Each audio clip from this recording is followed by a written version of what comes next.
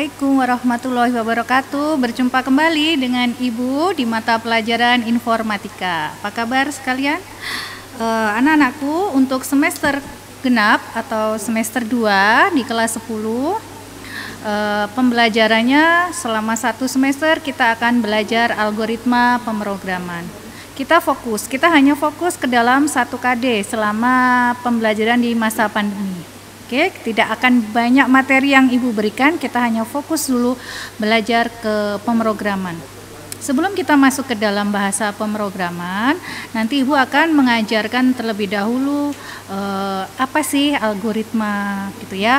Kita mengenalkan dulu notasi-notasi algoritma, macam-macamnya apa saja. Nanti akan kita pelajari di semester 2. Kalau sudah paham mengenai notasi algoritma, baru kita akan lanjut mengembangkan lagi menggunakan bahasa pemrograman.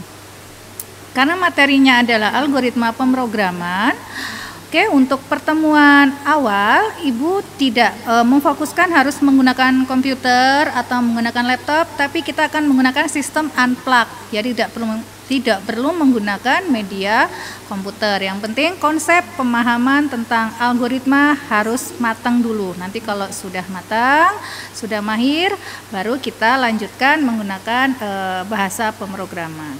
Bahasa pemrograman apa yang akan kita pakai selama 1 semester? Untuk kelas 10 materinya nanti akan mempelajari pemrograman menggunakan bahasa C++. Apa itu C++? Nanti akan kita bahas di pertemuan berikutnya setelah materi algoritma sudah kita pelajari. Untuk anak-anak jangan lupa untuk mengembangkan channel Semaga Balikpapan Official, jangan skip iklannya. Jangan lupa subscribe. Kita langsung saja ya. Untuk KD yang pertama adalah mengenal notasi algoritma. Nanti Ibu akan tampilkan materinya dulu.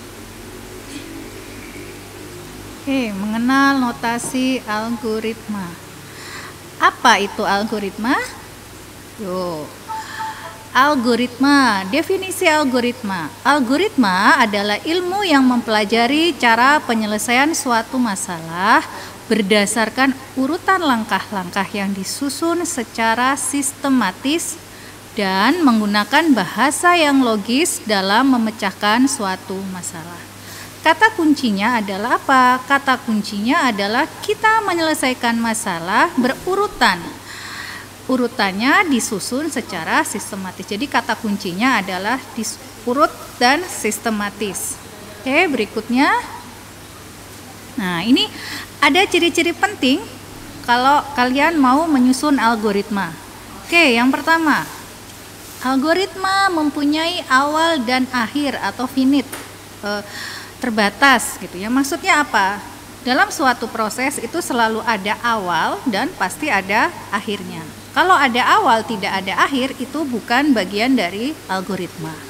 Yang kedua adalah algoritma memiliki instruksi yang jelas atau tidak ambigu dan define alias pasti ya. Jadi instruksi yang diberikan dalam algoritma itu harus pasti, tidak boleh ambigu. Ambigu itu instruksinya tidak jelas atau membingungkan.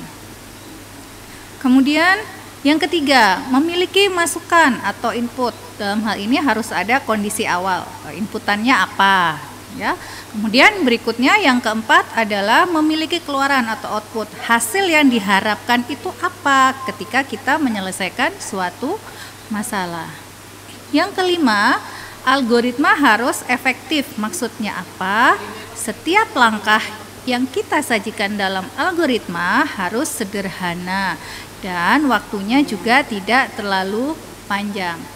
Untuk slide berikutnya.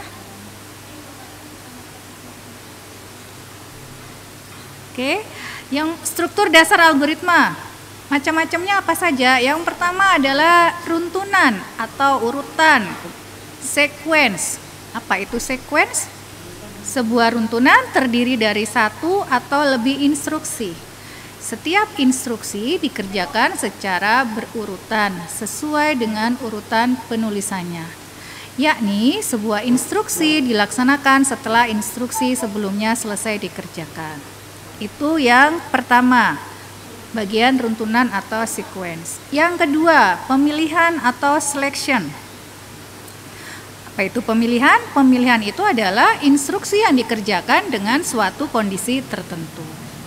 Kondisi itu apa? Kondisi itu adalah syarat yang bernilai benar atau salah. Ya, nilainya bisa true, false, atau 0, 1, seperti itu. Satu atau beberapa instruksi hanya dilaksanakan apabila kondisi bernilai benar. Sebaliknya, apabila salah, maka instruksi tidak akan dikerjakan. Next. Yang ketiga ada pengulangan atau repetition. Pengulangan merupakan kegiatan mengerjakan sebuah atau sejumlah aksi yang sama sebanyak jumlah yang ditentukan atau sesuai dengan kondisi yang diinginkan. Example, contohnya perintah apa saja yang digunakan dalam pengulangan? Bisa menggunakan for, menggunakan while, do while.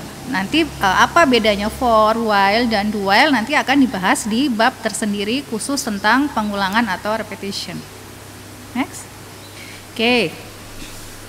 Di awal tadi kita sudah menerangkan tentang algoritma, bagaimana menyelesaikan masalah secara berurutan dan sistematis. Bagaimana sih kita membuat notasi algoritma? Itu ada dua macam. Yang pertama bisa menggunakan kalimat deskriptif. Yang kedua bisa menggunakan flowchart. Kita bahas satu-satu dulu ya. Untuk yang pertama, kalimat deskriptif.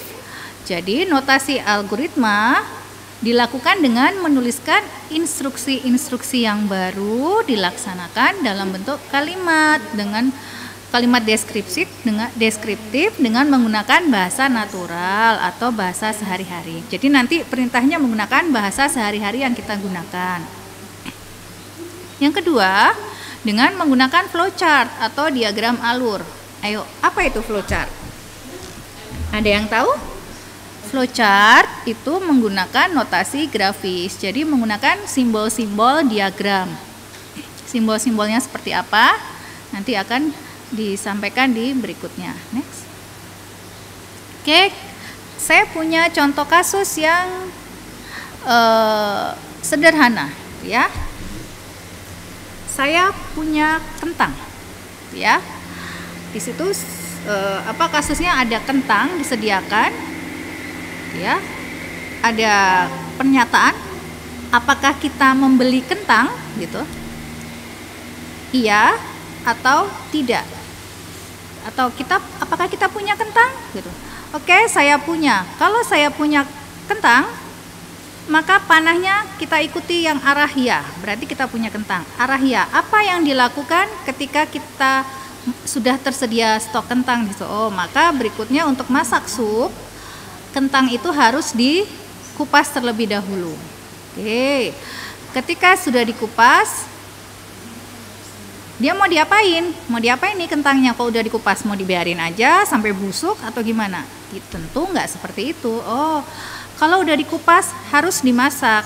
Mau dimasak apa? Nah, itu opsional. Itu yang namanya proses pemilihan tadi. Ada 3 cabang. Mau digoreng, mau direbus, atau mau dimasak sup.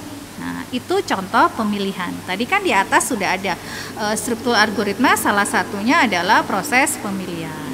Nah, kemudian yang step berikutnya, apakah kentang tersedia? Jika tidak, apa yang kita lakukan? Oh, kalau saya nggak punya kentang, maka saya harus beli kentang dulu. Setelah beli, baru dikupas. Kemudian habis dikupas diapain? Baru dimasak. Mau dimasak apa? Nah, ada 3 opsi, mau digoreng, mau direbus, atau dimasak sup. Itu contoh tentang kentang gitu ya, yang sederhana sekali kita implementasikan dalam bentuk kalimat deskriptif. Oke, Mbak, yang berikutnya, next. Nah, ini perbedaan antara kalimat deskriptif dan flowchart. Kalau menggunakan kalimat deskriptif selalu diawali dengan mulai. Wajib ya, karena tadi hukumnya algoritma itu harus ada mulai dan harus ada mengakhiri. Oke, step yang pertama, mulai. Periksa ketersediaan kentang. Step berikutnya, masuk ke dalam proses pilihan. Apakah ada kentang? Jika belum ada, maka beli kentang. Jika sudah ada, maka kentang dikupas. Langkah berikutnya yang kelima, kita mengupas kentang atau kentang dikupas. Setelah kentang dikupas, step berikutnya yang keenam, tentukan proses memasak kentang. Tadi di dalam gambar diberikan 3 opsi, mau direbus, mau digoreng, atau mau dibuat sup. Opsi yang pertama, jika digoreng, maka prosesnya adalah goreng kentang. Jika direbus, maka prosesnya adalah rebus kentang. Jika dibuat sup, maka prosesnya adalah proses untuk memasak sup. Nah, ketiganya tadi Anda pilih dulu mau yang mana, mau digoreng, mau direbus, atau dibuat sup. Oke, yang terakhir, maka proses memasak kentang kita sesuaikan dengan yang dipilih. Baru selesai. Selesai bisa jadi kentang goreng, bisa jadi kentang rebus, atau jadi semangkuk sup. Itulah contoh untuk kalimat deskriptif. Nah, sekarang kita beralih ke model berikutnya. Model berikutnya adalah menuangkan dalam bentuk flowchart atau diagram alir. Ibu hanya memberi contohnya dulu, nanti step-step simbolnya akan Ibu terangkan di pertemuan berikutnya. Oke, di dalam flowchart atau diagram alir itu ada gambar persegi panjang. Kita tentukan proses mulai. Kemudian apa lagi? Setelah mulai, berikan anak panah. Ingat ya, kalau di flowchart itu harus menggunakan aliran datanya, harus ada anak panahnya. Kalau tidak ada anak panahnya, maka salah flowchartnya, itu yang dasar.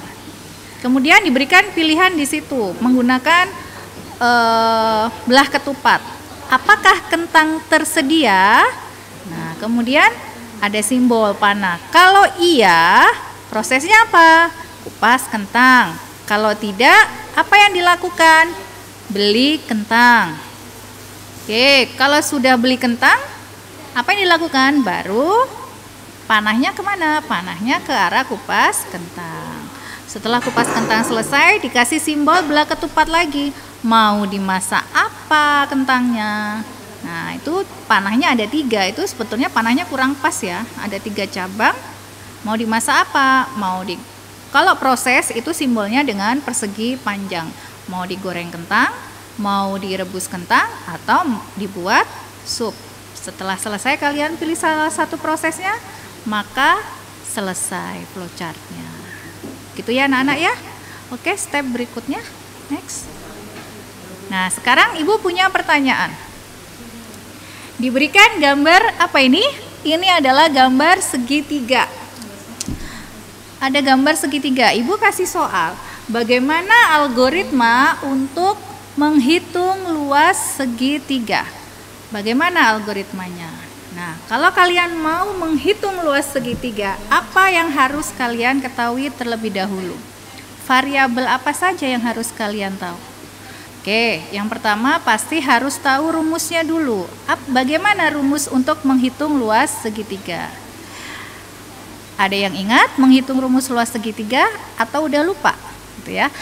Rumus luas segitiga adalah setengah dikali alas dikali tinggi. Maka kita harus tahu variabel apa untuk menghitung luas. Maka kita harus tahu berapa nilai tingginya dan berapa nilai alas. Jadi ketika kita membuat algoritma, kita harus tahu variabel apa saja yang kita perlukan. Variabel inputnya apa, nanti variabel output yang diinginkan apa. Oke, next.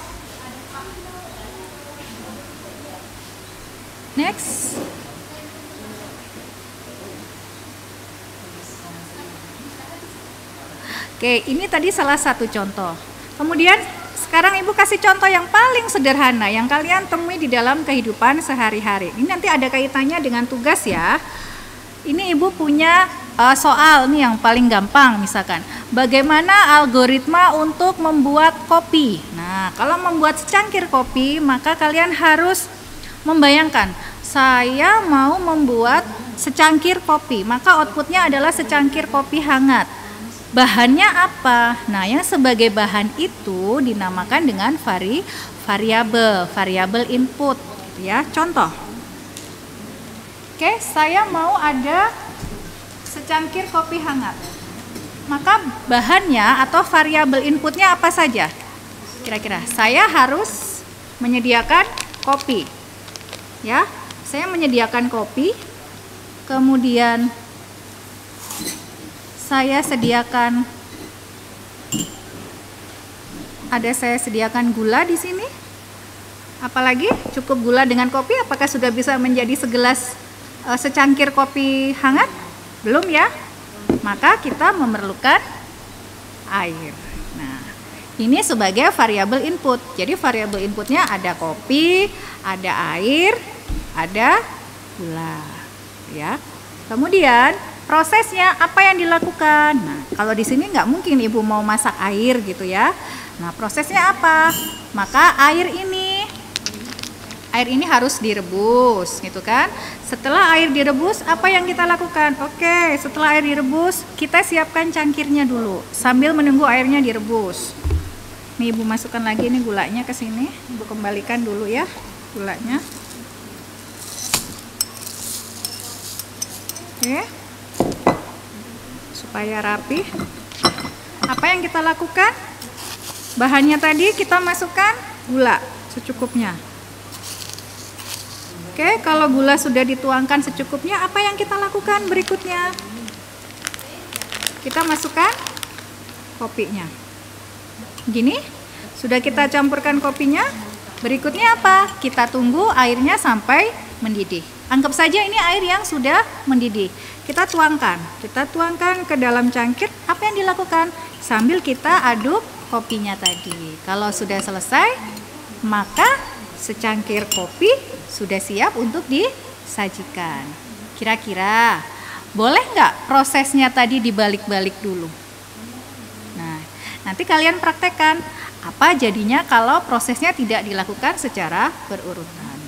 Bu, ada pertanyaan, Bu, boleh nggak proses setiap orang itu untuk membuat secangkir kopi tidak sama? Boleh, boleh saja. Asal yang diminta kan outputnya hanya secangkir kopi. Yang penting hasilnya dapat.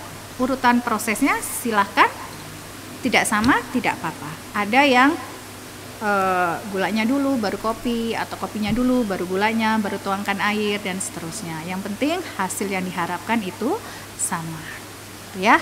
Nah, untuk tugas di pertemuan hari ini adalah coba kalian nanti di rumah cari kemasan, boleh mie instan atau apa ya, banyak sekarang ada di supermarket misalkan bagaimana cara membuat nasi goreng atau bagaimana membuat puding atau apa aja lah yang menggambarkan suatu proses yang bisa kita buat algoritmanya.